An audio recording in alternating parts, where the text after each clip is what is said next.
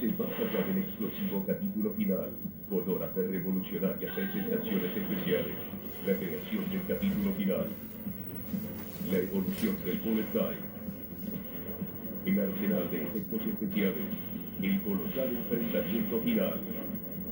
Completen la trilogía Matrix Revoluciones en DVD y video.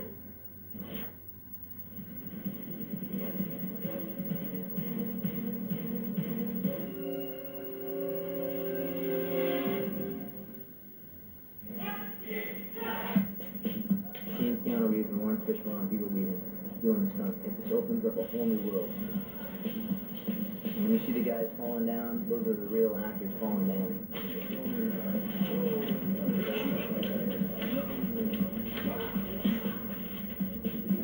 So maybe it's just like a regular, so that last lap. So yeah, you know, so if I just fall down there and if you went to throw the other one, you know, it was really up to us some days to ask everyone around us, Rupain's team and the American and Australian stunt teams, what we needed to do. I had a real input into sometimes.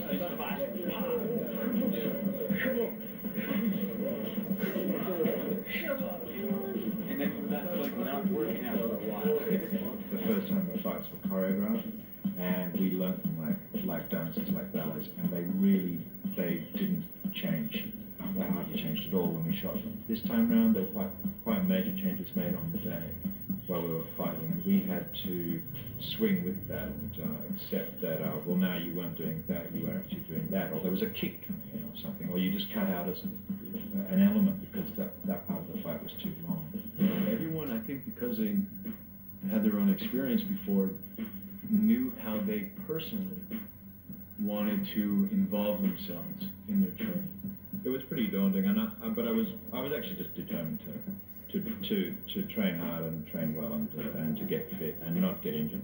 You've got a 20-pound sandbag on your back and someone's pushing you, looking to warm you up after 2 hours so that they can crack, basically trying to open up your ligaments here so you're going to split.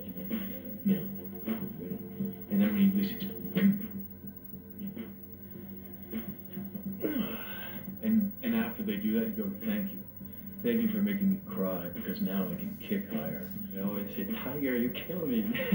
Never somebody treat me like this, push me so hard, make me cry every day. If you want to kick that high, you want to look good on movie, I say, you have to. It's good fun, but it's taxing. And I'm an old man, I'm 37 years old. Every few times you get pushed to your actual ability, I think Larry and Andy have done a pretty exceptional job of pushing the martial arts film team pretty much to their ability. They don't stop till they get exactly what they want. Their whole thing is to push you that little bit farther, and as frustrating as it gets, it really brings the best out in everybody. For me, it's such a great opportunity to be able to be asked to do that.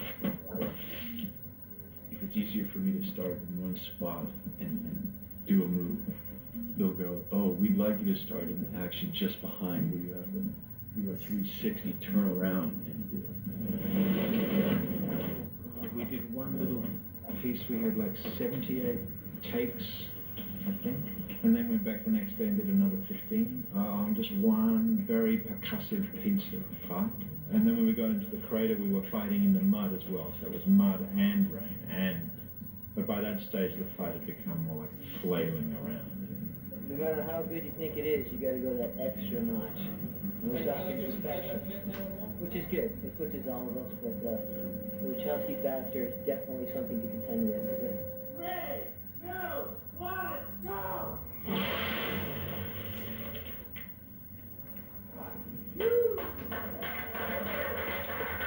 Chad Stahelski has been such a great boon, I think, to this project. He developed a thing called a twisty belt. Allowed me to do backflips into cartwheels. We could do multi-directional rotations as opposed to being limited by a regular Hong Kong harness. You know, in this you could twist and rotate. It's like a metal close-up. Yeah, it feels quite comfortable, but I don't think you'd want to wear it for very long.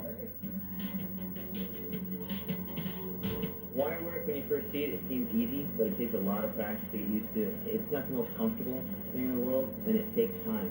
Because whether or not the wire lifts you up or puts you down, you still need to be flexible, you still need to be able to kick, you still need to be able to punch, and you still need the strength to pull your body up in the positions that we need.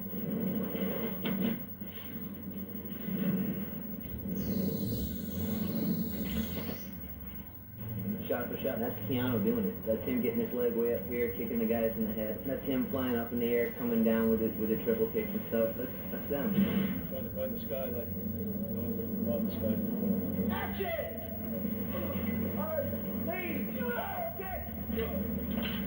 We've seen some flight occur, but they wanted to see it in a way that we would assume would be the characters would have weight and they would move and they would feel like they were flying.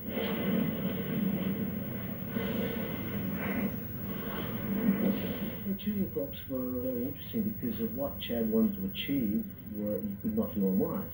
So we looked at all these Cirque du Soleil and special acrobatic type tapes, and there's equipment that they were using. Conceptually, we saw a connection, or at least the martial arts guys and Chad and RA, sort of borrowed from some, basically circus methods.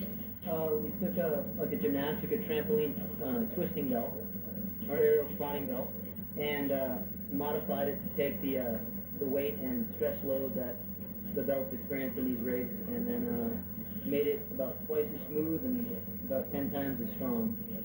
And then used special adapters to plug into our single arm pitchfork. Bam. Good.